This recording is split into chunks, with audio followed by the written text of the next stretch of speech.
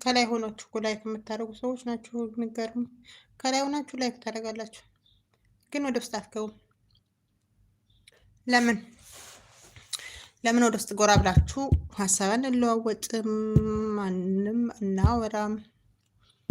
ሀሳብ መለዋወጥ፣ ጥያቄ መጠያየቅ፣ እርስ በርሳችን መደጋገፍ፣ ሰፖርት መደራረግ።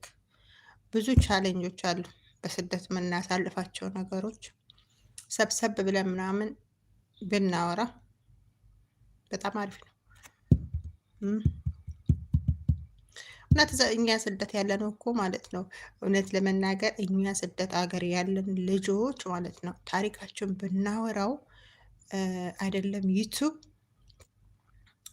ሌላ ነገር እንትን ይላል፣ ያሳድጋል። የምር በጣም ብዙ ታሪክ ያለን እንደውም አረብ ሀገር ያለን ሴቶች ነን። በሚገርም ማለት ነው ብዙ ፈተናዎችን እናልፋለን፣ ብዙ ነገሮችን ማለት ነው። በጣም ቻሌንጅ አለው እውነት ለመናገር እንደዚህ እንደማወራው አይደለም። በጣም ብዙ ፈተናዎች አሉ። ልናገራቸው የማልፈልጋቸው ነገሮች አሉ።